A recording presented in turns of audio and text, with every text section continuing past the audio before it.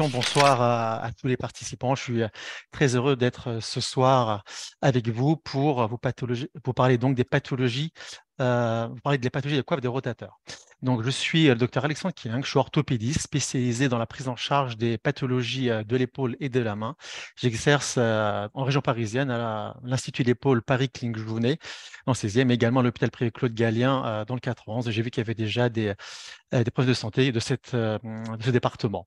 En parallèle, je suis également président du réseau prévention main-île de France et j'accompagne des patients qui ont des difficultés de prévention ou de retour au travail.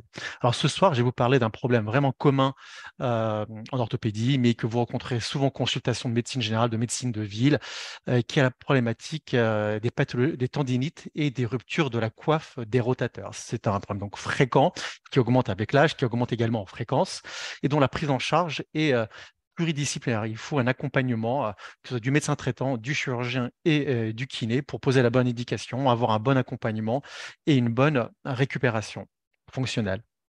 Alors, pour bien comprendre, on va poser quelques bases. On ne va pas revenir à toute l'anatomie, toute la physiologie, mais on va briser les éléments qui vont nous permettre de bien comprendre de quoi on parle. Alors, la coiffe de rotateur, c'est un ensemble de muscles dont les tendons vont aller s'insérer sur la tête humérale. Il y a des tendons plats, 4 d'entre eux, supraspinatus, euh, nouvelle nomenclature, anciennement sus-épineux, qui est postérieur au-dessus de l'épine de l'omoplate et qui est essentiel pour l'élévation du bras. Il va agir avec une biomécanique très intéressante avec le deltoïde pour pouvoir lever le bras en recentrant la tête humérale.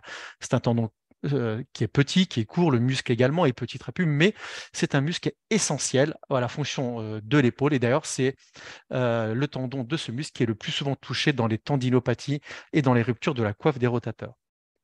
En arrière et en dessous de l'épine, il y a l'infraspinatus, qui est un rotateur externe, euh, qui est également impliqué dans les tendinopathies. Et en miroir à l'infraspinatus, il y a en avant le sous-scapulaire, un muscle très puissant, très large, qui donne beaucoup de force pour la rotation interne. Le petit rond est beaucoup plus petit, plus postérieur, il est peu impliqué dans la pathologie de la coiffe des rotateurs. À ces tendons plats, qui forment donc une coiffe au-dessus de la tête, euh, va être associé le tendon du biceps, donc le biceps brachial. Ce biceps a 2 tendons, le court qui est en dehors de l'épaule, qui va s'insérer sur la coracoïde. Il y a surtout la longue portion qui est un tendon tubulaire, donc qui n'est pas plat contrairement aux autres tendons, qui prend un angle à 90 degrés, on le voit ici, et qui va être à l'origine également de problèmes de tendinite, ténosynovite, qui sont fortement impliqués chez les patients souffrant de tendinopathie de la coiffe des rotateurs. Et la prise en charge des pathologies du biceps est essentielle pour avoir un bon résultat. Alors, euh, comme la peau vieillit, les tendons vieillissent. Et c'est le cadra quarantenaire qui commence à avoir des douleurs. On estime que 2 tiers des adultes vont avoir à un moment donné dans leur vie une douleur de l'épaule. La tendinopathie arrive et si on fait des examens, on se rend compte que beaucoup de gens ont des tendinopathies peu douloureuses, pas douloureuses, qu'on va découvrir fortuitement sur une IRM pour autre chose.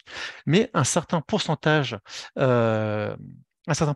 de ces patients vont développer des douleurs. Alors, de mon côté, j'ai un retour sur le dessin qui est là, mais si vous regardez les flèches vertes, eh bien, il est tout à fait normal d'avoir une douleur, et puis finalement, il va y avoir des phénomènes d'adaptation mécanique, on va récupérer ça, on va se redresser, des phénomènes d'adaptation biologique qui font que cette tendinopathie va être transitoire, s'améliorer sur le plan symptomatique, et puis secondairement sur le plan IRM.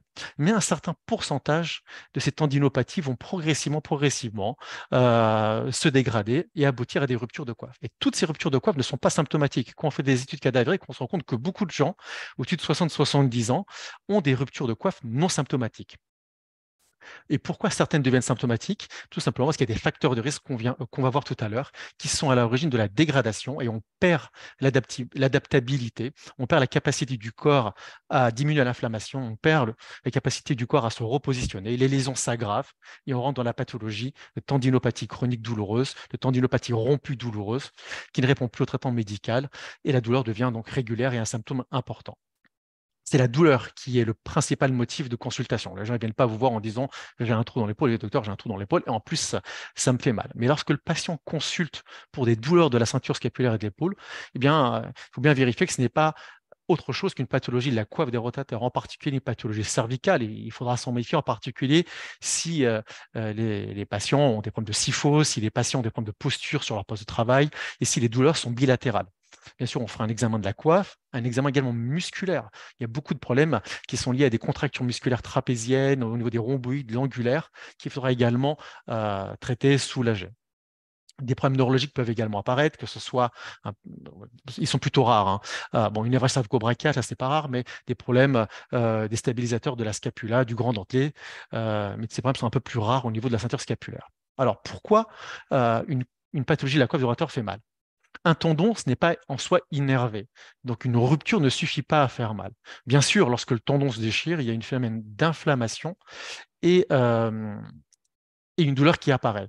Mais il y a beaucoup de cas, je vous disais, de ruptures, même parfois étendues, de grande taille, qui sont totalement indolores. Ce qui fait mal, c'est l'inflammation, essentiellement l'inflammation autour. Et donc, c'est la tendinopathie, l'inflammation dans le tendon, c'est l'inflammation autour du tendon, c'est la bursite, parfois dans l'articulation, la synovite. C'est le traumatisme rupturaire au moment de l'accident. Lorsque la lésion s'agrandit, donc il y a une rupture en plus, des fissurations complémentaires qui apparaissent, et là également, il y a des poussées douloureuses. Une des origines très importantes et qu'il faut savoir diagnostiquer et traiter, c'est la raideur de l'épaule. Quand vous avez une épaule raide, ben, la capsule, elle est raide, elle est enflammée, elle est douloureuse. Et c'est une cause majeure de consultation pour douleur de l'épaule. On fait un bilan en patient, on retrouve une petite rupture de coiffe, mais à l'examen clinique, il y a une raideur passive. En réalité, il y a une raideur qui est liée qui est liée à un manque d'utilisation ou de rééducation de l'épaule qu'il faudra traiter. On verra plus tard si la rupture de coiffe mérite traitement. Bien sûr, cette raideur peut également être dans le cas d'une capsulite qu'il faudra diagnostiquer et traiter. La dyskinésie musculaire, les déséquilibres musculaires, les problèmes de posture, l'omoplate qui bouge trop, qui est mal positionné, est majeur. Et les kinésithérapeutes savent très bien qu'il faut corriger ces troubles posturaires de l'omoplate pour pouvoir soulager une épaule douloureuse. Tout ça sont des données qui sont bien établies et qui sont des choses qu'on vit au quotidien. Ce n'est pas parce qu'un patient arrive avec une IRM montrant un trou dans le tendon qu'il faut l'opérer. Il y a un examen clinique pour bien comprendre l'origine de la douleur et adapter la prise en charge médicale puis chirurgicale s'il faut. Alors, quelques définitions, parce que ce sont des choses que vous verrez sur les comptes rendus écho, radio, IRM, et également sur les comptes rendus opératoires. Les tendinopathies, les ruptures de la coiffe vont intéresser un certain nombre de tendons et certaines zones du tendon. On parle, déjà, on va s'intéresser à l'épaisseur de l'atteinte. Si l'ensemble du tendon n'est pas touché dans l'épaisseur, on parle de rupture partielle. Ces ruptures peuvent être profondes, peuvent être superficielles, peuvent être interstitielles, c'est-à-dire dans l'épaisseur même du tendon. Nous, quand on explore une épaule qui a une rupture interstitielle, on va dans l'articulation, on ne voit pas de rupture, on voit au-dessus du tendon, il n'y a pas de rupture. En fait, c'est dans l'épaisseur du tendon. Et ce sont des choses qui se voient sur les IRM ou certains scanners injectés. Cette rupture partielle, qui n'est pas transfixiante, mais il y a encore donc des fibres qui sont accrochées, eh bien, elle risque d'évoluer. On verra les facteurs qui favorisent l'évolution et ces ruptures peuvent devenir alors transfixiantes. Donc, toutes les couches du tendon et il y a une communication entre l'articulation et l'espace sous-acromial. Donc, lorsqu'on fait un scanner avec injection, le produit de contraste qui est injecté dans l'articulation va sortir par la rupture.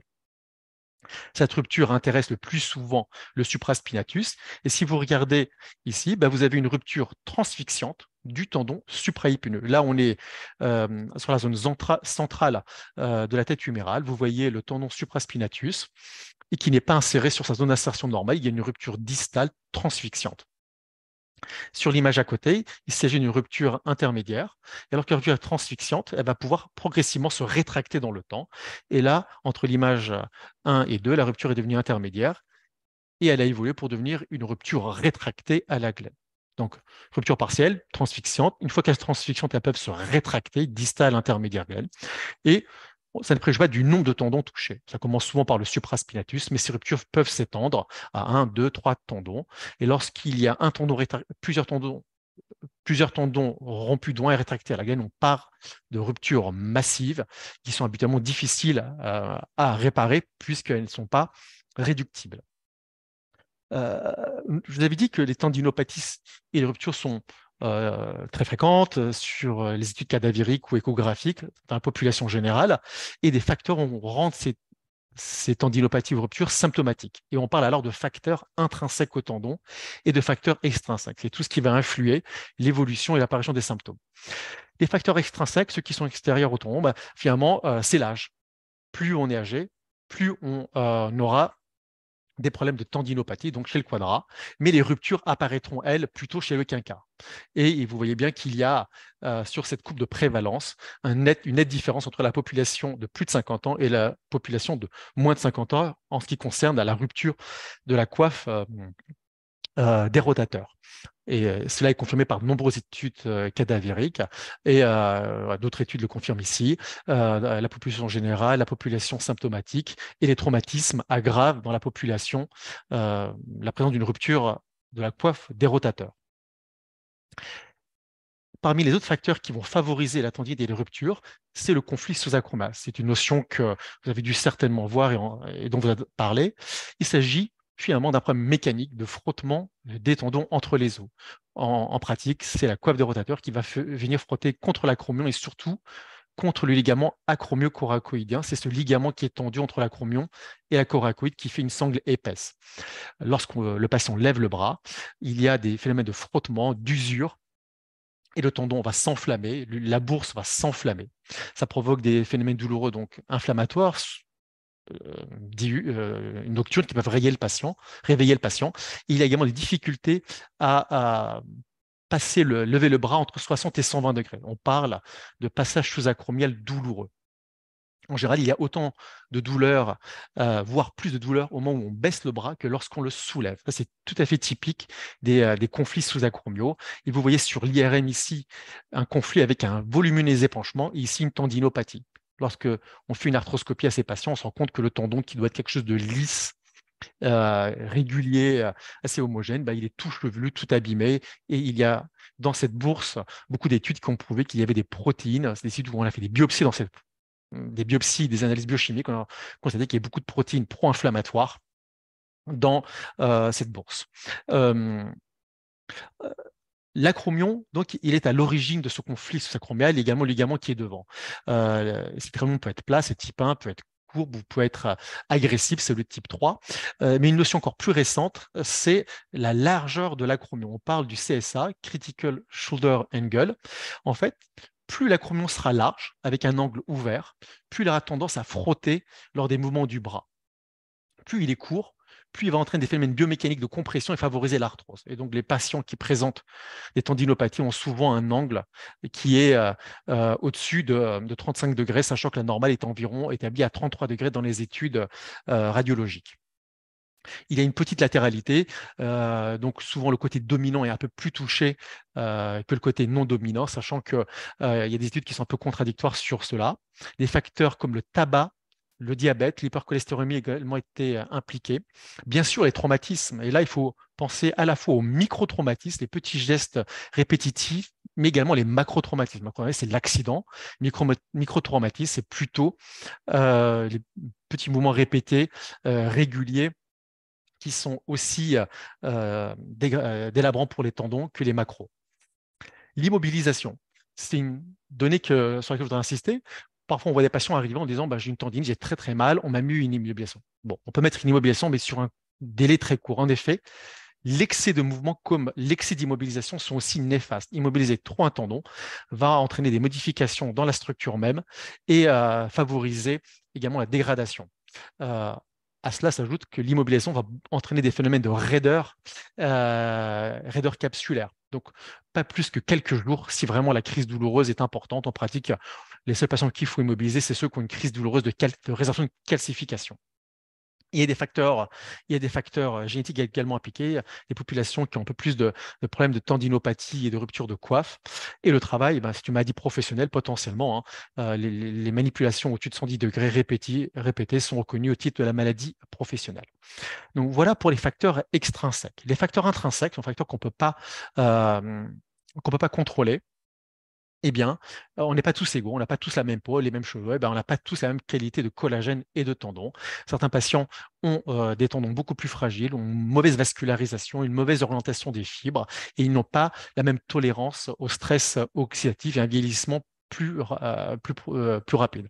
Ça explique que des talismans professionnels n'ont aucun problème de tendinite de la coiffe et que des professions de bureau ont parfois des ruptures majeures. Je l'ai vu encore une fois cet après-midi en consultation. Les patients ont donc une tendinopathie. Vers la cinquantaine, ils vont commencer à avoir des problèmes de fissuration. Et souvent, ces problèmes de fissuration sont bien tolérés. Ce qui est clair est clairement établi, et c'est une question qu'on pose souvent. Docteur, est-ce que le tendon peut cicatriser?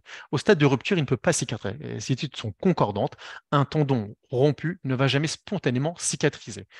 Euh, les ligaments croisés non plus ne cicatrisent pas, ils sont toujours en tension. Ce qui se passe au niveau de la coiffe des rotateurs, c'est que déjà, il y a des modifications biochimiques dans les extrémités du tendon, mais surtout, le muscle va entraîner une tension trop importante pour qu'il y ait suffisamment de contact pour que le tendon puisse cicatriser. Donc, ce qu'on peut dire aux patients, c'est que peut-être que votre rupture n'évoluera pas, en tout cas, elle ne régressera jamais. Alors, en parlant d'évolutivité, oui, certaines vont devenir douloureuses, et quand on regarde des patients qui avaient une tendinite de l'épaule, pas très douloureuse occasionnellement, puis une rupture également bien suivie. En pratique, les études sont concordantes pour dire que dans les 3 ans, un tiers à 50% va évoluer, va devenir symptomatique avec une aggravation des lésions. Et c'est ces patients qu'il faudra identifier pour finalement proposer une chirurgie pas trop tard. Et au moment où les douleurs apparaissent ou au moment où les douleurs s'aggravent, ça correspond à une période où la lésion devient transfixiante, où si cette lésion était déjà transfixiante de petite taille, la lésion s'aggrave, ou une période où il y a des phénomènes d'amyotrophie ou d'apparition de pathologie du biceps.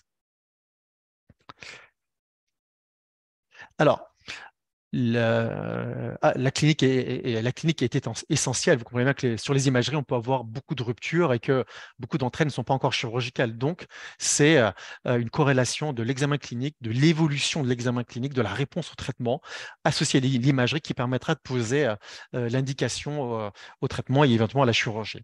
Bien sûr, bien vérifier quel est l'âge, la profession, si côté dominant ou non dominant, si les patients fument. Si c'est un grand fumeur, il faudra idéalement arrêter le tabagisme, l'ancienneté des symptômes, leur caractère inflammatoire, le nombre de poussées inflammatoires, les traitements déjà suivis, bien vérifier les cervicales et faire un examen clinique qui est adapté. On regarde toujours le patient se déshabiller, ce qui permet de préciser la gêne fonctionnelle. En bas à gauche, c'est un jeune patient qui vient pour une luxation d'épaule. Il peut se déshabiller sans problème, il maîtrise son épaule. Par contre, à droite, c'est un patient qui souffre d'une tendinopathie rompue, c'était un stade 2, qui souffre énormément, qui a beaucoup de difficultés à se déshabiller, qui doit commencer par le côté malade, le côté droit, avant de pouvoir enlever. Ensuite, on regarde les muscles.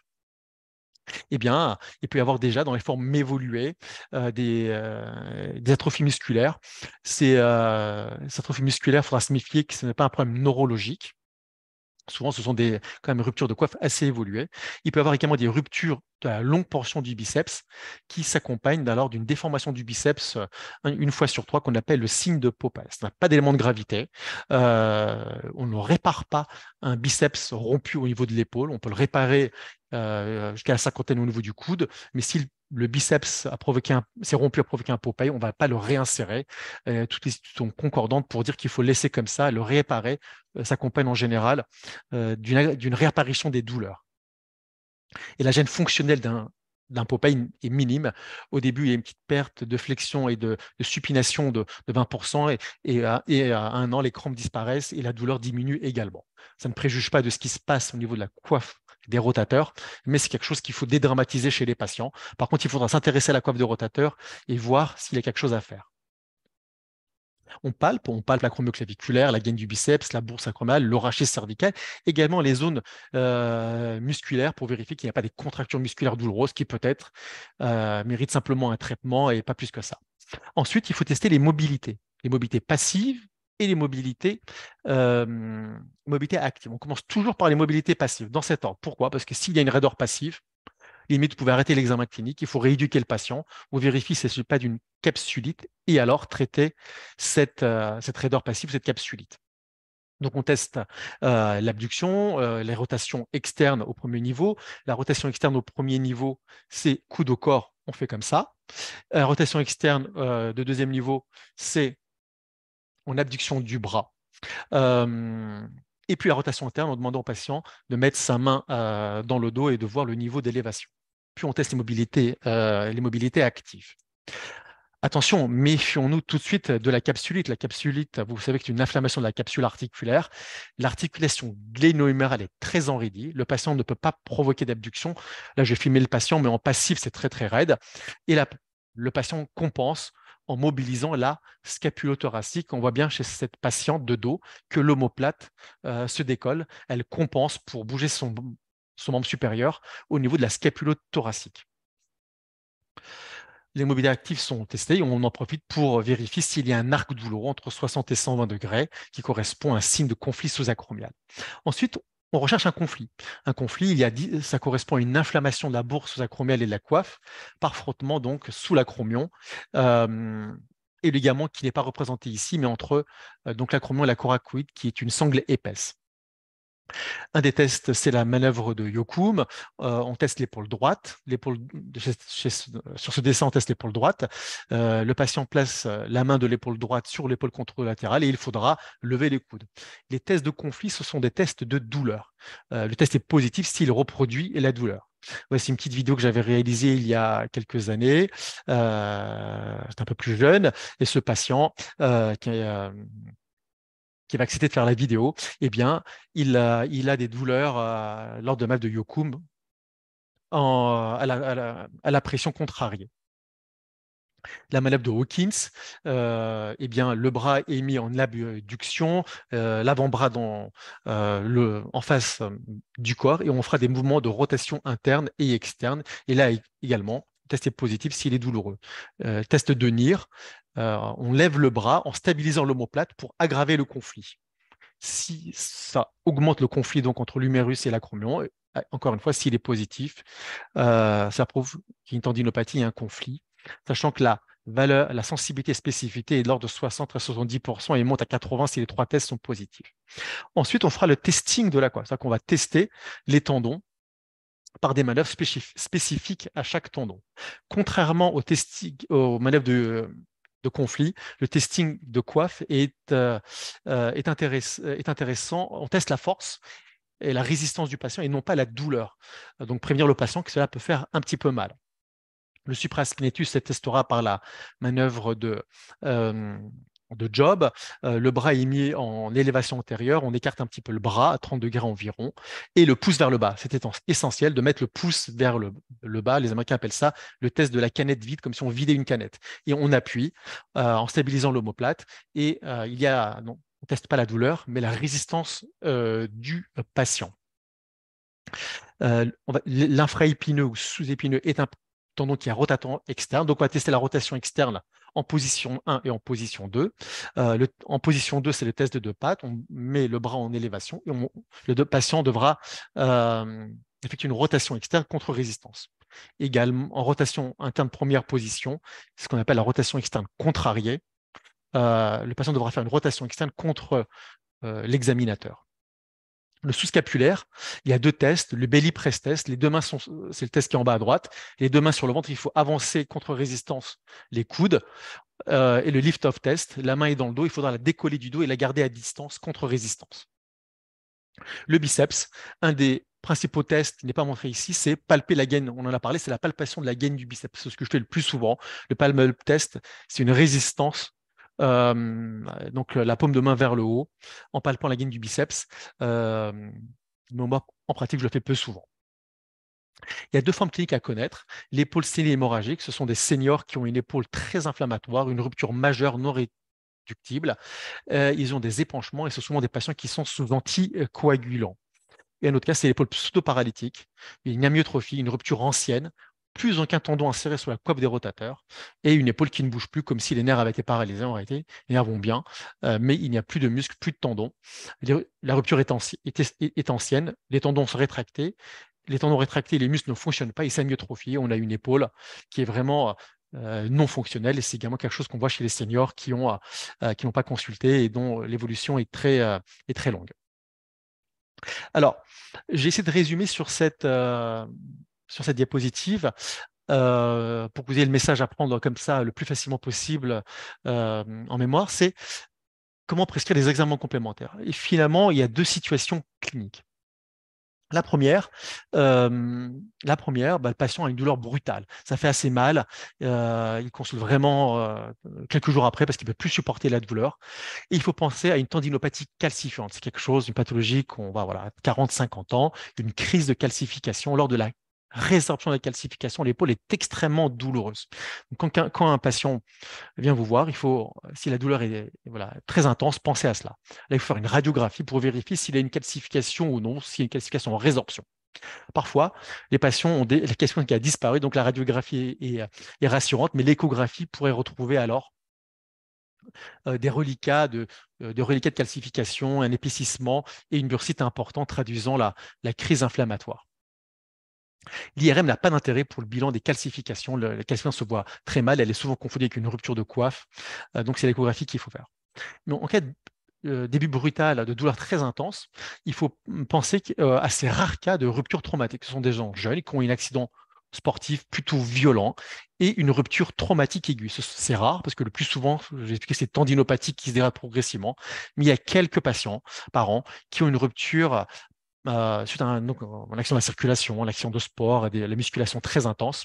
Donc, patient plutôt jeune, assez douloureux. Et là, il faut faire une radiographie, une échographie. Si l'échographie est anormale, complétée par une IRM pour être sûr qu'il n'y a pas une rupture traumatique récente du sujet jeune qui nécessite une prise en charge spécifique qu'on verra tout à l'heure. Le plus souvent, c'est une douleur chronique, des patients que vous avez vus ou revus, pour qui ça se dégrade. Il faut commencer dans un premier temps par un bilan à radiographie et échographie.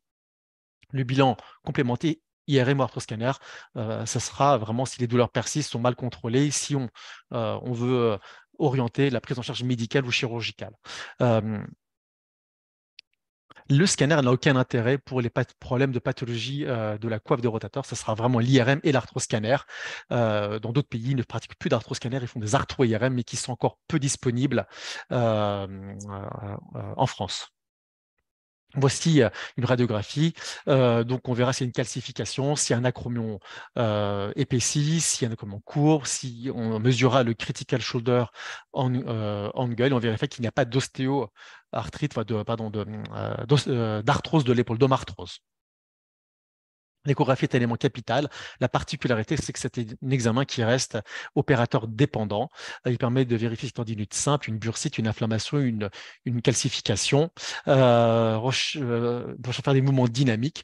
Mais l'échographie a deux écueils. Elle est opérateur dépendant, donc il faut que l'échographie soit habituée à l'échographie ostéo-articulaire, mais également, elle ne peut se pratiquer que si le patient a une épaule souple. Donc dans les capsulites ou dans les épaules raides, impossible. Pour pouvoir visualiser les supraspinatus, il faut faire des rotations pour dégager la coiffe supérieure de l'acromion. Donc une épaule raide, c'est impossible de faire une échographie de qualité.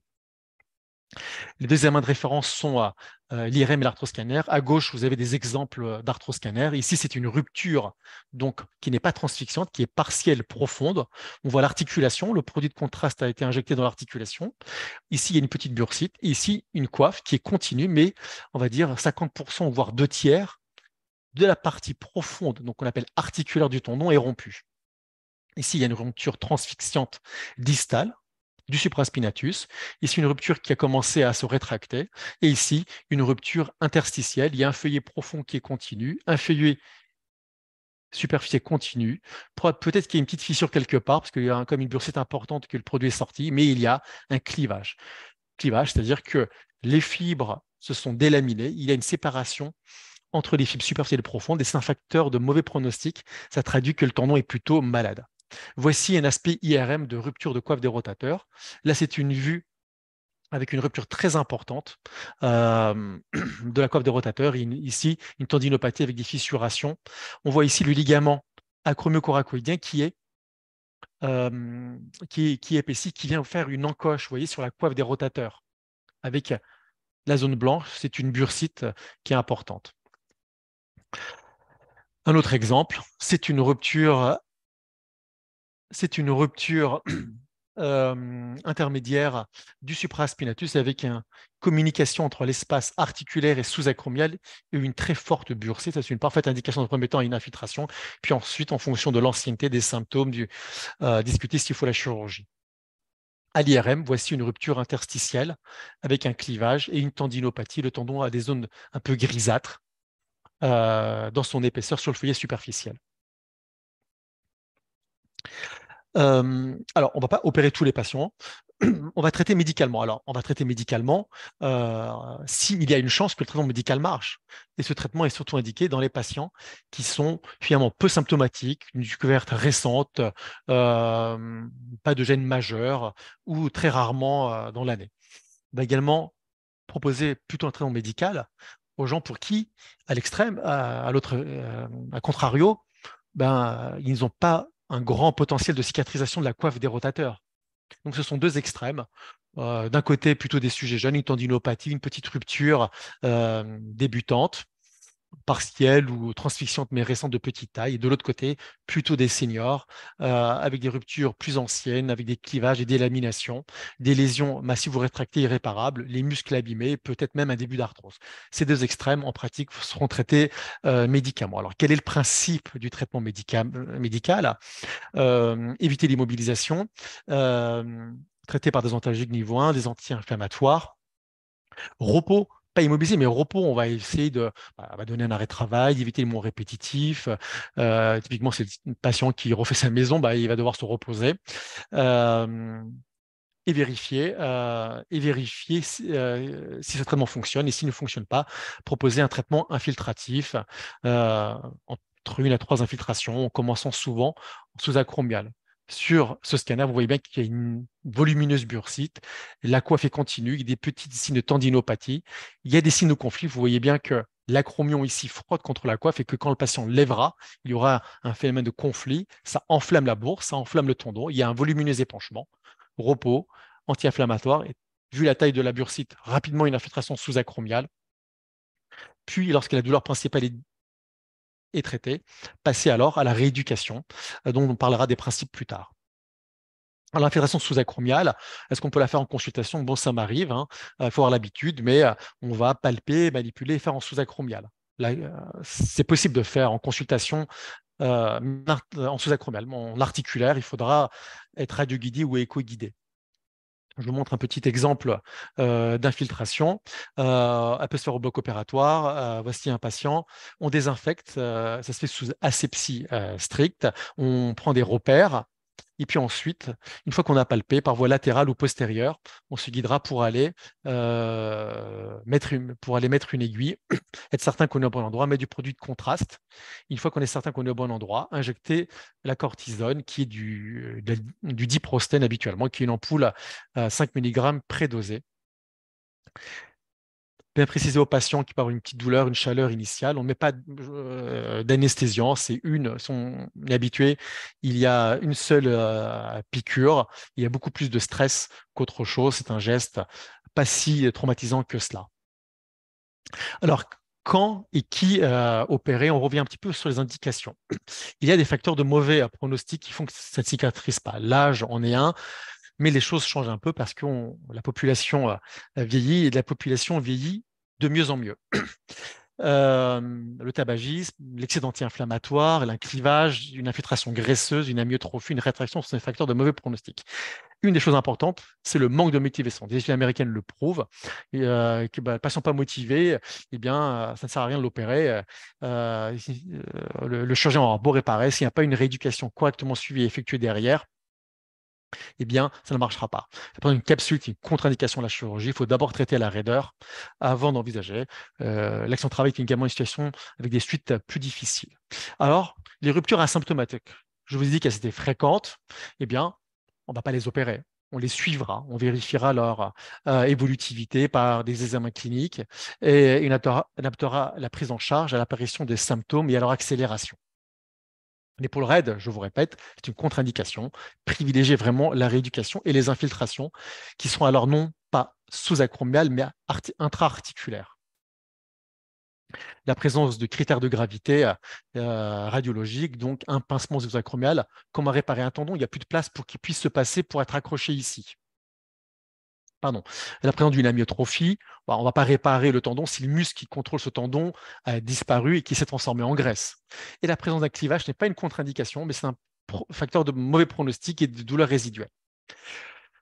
Ensuite, il y a ces rares cas de patients très sportifs jeunes qui ont une rupture traumatique. Eh bien, il faudra pas passer à côté du diagnostic, car ces ruptures se rétractent très vite. Mais si on les opère précocement, on peut avoir des très très bons résultats. Mais c'est un ou deux patients par an dans la masse des patients qu'on opère.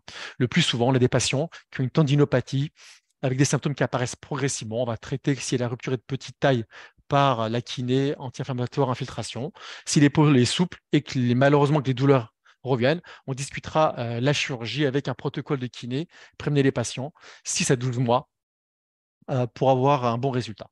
La rupture du sujet âgé, quand j'ai commencé au-dessus de 65 ans, on n'en parlait plus, les choses changent, les patients vieillissent de mieux en mieux, ils sont très actifs. Euh, et les études montrent que finalement, pour proposer à des gens actifs de 75 ans, s'il y a une gêne fonctionnelle et des douleurs, un geste chirurgical, car ils ont un meilleur résultat que les patients de leur catégorie qui n'ont pas été opérés, même s'ils n'ont pas 75 ans, le résultat qu'ils auraient eu à 60 ou 65 ans. Alors, comment on opère? On opère maintenant sous arthroscopie et le plus souvent en ambulatoire. Les patients rentrent le matin et sortent dans la journée. Et 95 fois sur 100, c'est sous anesthésie locale avec un petit masque sédatif. Et la prise en charge est essentielle, pluridisciplinaire, le médecin traitant, le chirurgien, le patient qui doit être impliqué dans sa pathologie et le kiné. On va faire des gestes de bursectomie, nettoyer la bourse, d'acromoplastie, nettoyer le tendon, réparer le tendon, un geste sur le biceps, éventuellement la chromio-claviculaire douloureuse devra être nettoyée. S'il y a une calcification, on la retire. Et parfois, de très rares cas, il y a d'autres gestes à effectuer. Je n'insiste pas. Ça se fait le bloc opératoire de manière stérile. Il y a toute une technique chirurgicale, une installation. Voilà, au bloc opératoire, on a des caméras donc, qui s'introduisent dans l'épaule et des instruments. Comme les patients sont pas sous anesthésie locale, on peut parfois discuter avec eux s'ils n'ont pas une sédation trop importante et on peut éventuellement leur montrer juste en post-opératoire ce qui a été vu et fait. Euh, on fait un geste de bursectomie et on va réparer la coiffe des rotateurs. Pour ma part, le plus souvent, j'effectue ce qu'on appelle une double rangée, c'est-à-dire que on va au niveau de la zone du tendon malade sur l'os. Je ne sais pas si vous voyez bien, on va mettre une encre chirurgicale. Une encre chirurgicale, c'est cette structure qui va être vissée ou impactée dans l'os. Il y a des fils. Cela sera mis dans la zone de la rupture tendineuse. Et ensuite, grâce à des pinces, eh bien, le fil sera passé dans le tendon pour être suturé. Voici un exemple de suture en double rangée. On parle de double rangée parce que il y a une série, une première rangée d'encre ici, puis une autre rangée d'encre pour croiser et pour bien plaquer les tendons. Il y a beaucoup d'études pour savoir s'il faut faire une double rangée ou une simple rangée. En pratique, pour les petites ruptures, il n'y a pas vraiment d'indication à double rangée, mais pour les ruptures plus étendues, ça peut être très intéressant pour améliorer la prise du tendon et son plaquage sur sa zone de cicatrisation. Je vais avancer un tout petit peu. Je montrais ici comment la coiffe était réparée. C'est une vidéo qui est un petit peu longue. Mais voilà, on nettoie la zone d'insertion des encres. On va mettre un premier pointeau. Puis, on va glisser, excusez-moi, j'ai été un peu vite, une encre à l'intérieur. Voici l'encre avec le fil. Et puis, grâce à des techniques de pince. C'est un autre modèle qui est montré sur cette vidéo. On va commencer à coudre le biceps et coudre la coiffe des rotateurs, donc sur 2, 3, 4 encres chirurgicales. La vidéo est un petit peu accélérée, ça va un tout petit peu moins vite tout de même dans la vraie vie. Donc là, on s'occupe du biceps. Un peu plus loin, voilà, on va s'occuper de la coiffe supérieure et passer comme ça des fils dans la coiffe des rotateurs. Et on a le résultat final, excusez-moi, que je vais montrer tout à l'heure. On est un tout petit peu en retard, donc je vais avancer. Ensuite, eh bien, le patient, on peut discuter avec lui, mais on va immobiliser le patient. On discutera éventuellement dans les questions techniques d'immobilisation. Et puisqu'on a opéré le patient sous anesthésie locale avec une sédation pas trop forte, ce qui n'est pas le cas de tous les patients, parfois il faut mettre une sédation plus forte, eh bien, le patient peut se lever et puis on répond à ses questions et il peut aller tranquillement en salle de réveil se reposer. On n'utilise quasiment plus de brancard dans l'accompagnement. Alors, quels résultats? Les études, vous imaginez bien, sont nombreuses pour parler de cela. Mais dans 85% des cas, on obtient une cicatrisation. C'est à peu près 85% de soulagement.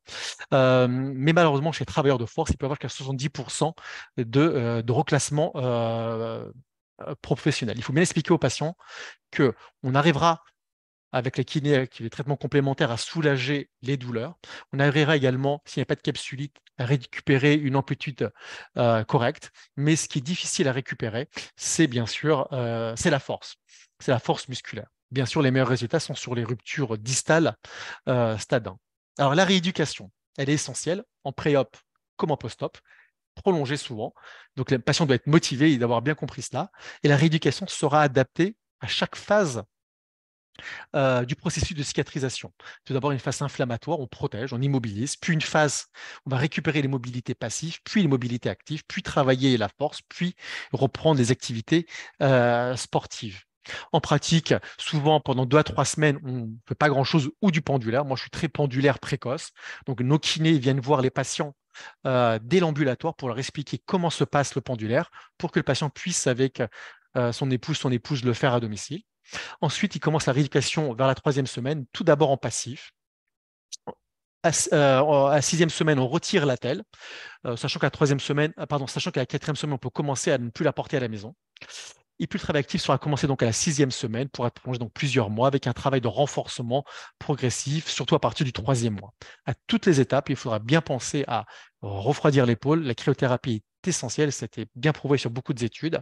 Vérifier la posture, éviter les patients qui se contractent comme ça, éviter les patients qui vont tendance à trop mobiliser l'omoplate, bien traiter les stabilisateurs de l'omoplate, vérifier qu'il n'y a pas de douleur cervicale qui s'y associe. Et pour ma part, il n'y a pas d'indication à ce qu'on appelle la mobilisation par kinétech ou la mobilisation continue sur mécanique. Vous pouvez aller voir un très beau site, la Société française de rééducation de l'épaule, dont le kiné, M. Srour,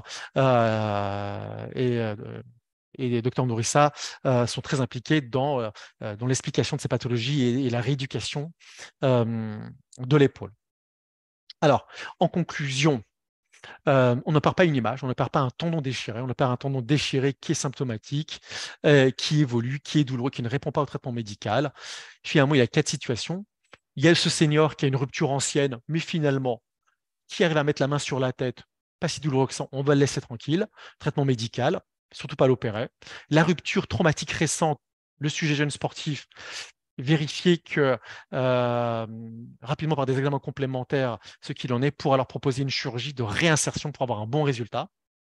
Ensuite, on est dans la tendinopathie chronique, récente, de petite taille, traitement médical, surveillance et chirurgie. Par contre, la tendinopathie chronique qui résiste au traitement médical, qui est rompu, qui évolue ou qui est déjà à un niveau de rétraction intermédiaire, il faudra alors rapidement l'opérer par chirurgie arthroscopique. Le kiné et le médecin traitant doivent être impliqués pour accompagner les explications, la rééducation, vérifier la bonne la compliance et le suivi rééducatif.